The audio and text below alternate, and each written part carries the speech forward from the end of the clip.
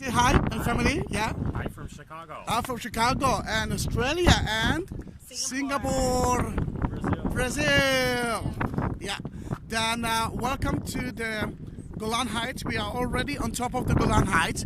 I'm trying to speak as close as I can to the camera mainly because it's very, very windy today. Then what we can see here, let's start from the south. We came from there.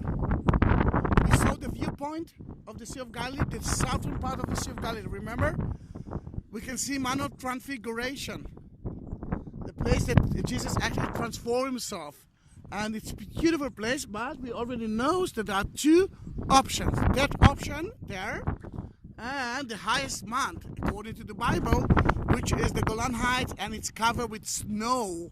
Then you can see that this is the highest place. Now, Sea of Galilee is just beneath you.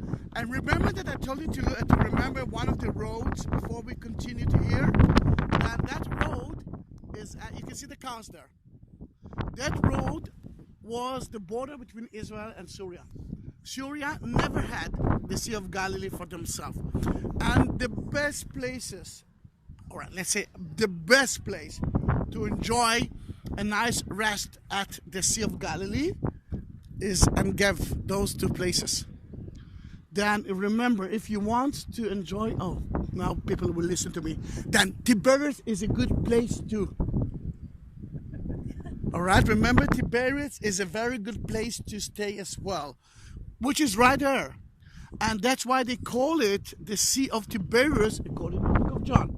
But where is Jesus land? All right, can you see Tiberias? It wasn't there. Look to your right side, there's a cliff. Can you see the cliff? Right there, to the right of Tiberias. Can you see it? That cliff, to the right of it, there's a small white area. This is Migdal. This is the place that Mary Magdalene actually lived. And something like 2 years ago, we discovered an amazing synagogue from the time of Mary Magdalene. That's the beginning of it, beginning of Jesus' land. And then Jesus' land goes all the way through the seashore until the northern part of it. Capernaum is there. So many other miracles, for example, the fish and the loaves is in that area. Now, Jesus, and that is so important to understand the idea of the Sea of Galilee. Jesus was at Capernaum, which is right there. Right there at the northern part. Oh, okay, and then he said one day, I'm going to the other side. Everyone believed that the other side is the other side of the bank. But let's talk about the time of Jesus. The two kings who controlled Israel were the sons of Israel. We are talking about years after King Herod himself died. And the kingdom was divided into two here. The border was the mid of the Sea of Galilee. One side was the Jewish side, belongs to the king. Was one of the sons of King Herod. Here we are actually living at Philippus part, which is another part of the son of King Herod. Don't move. I can see myself through your glasses. Then in that matter, he was there in Capernaum, and we want to hear. He found a lunatic man that told him, I know what you want from me, Son of God. The lunatic knew the Son of God. And then, the lunatic said, please don't drown us in the Sea of Galilee. Then he ordered the bad spirits to move to pigs. And the pigs actually jump in, and drown in the Sea of Galilee. But pigs in Israel? But remember, it was in that side, which is the non-Jewish side. It wasn't happened there. Pigs are mentioned in the New Testament in another place. When Jesus wanted to tell the people how bad is the sun, it was so bad because he was a shepherd of pigs.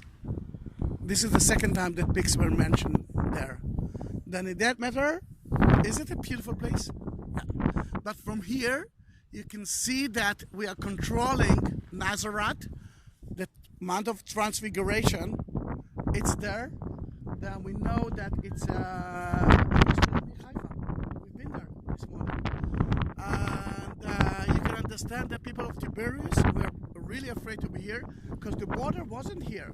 The border was down there near the sea that they could shoot, and they killed more than 160 people. In that case, until age of 5, until 1967, they didn't know about the existence of it. Then, if we will continue with the Jordan Valley, we will reach the Dead Sea.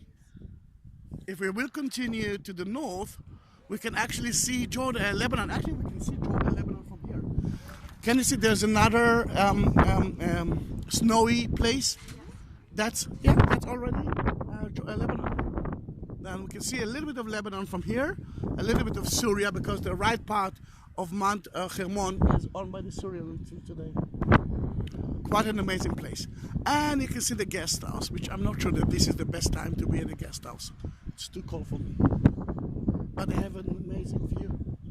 And not a bad restaurant, which is kosher, because the kibbutz is a kosher kibbutz, and then nothing is open here on Saturday. Then now we know everything. Let's say goodbye to that video. Goodbye. Yeah.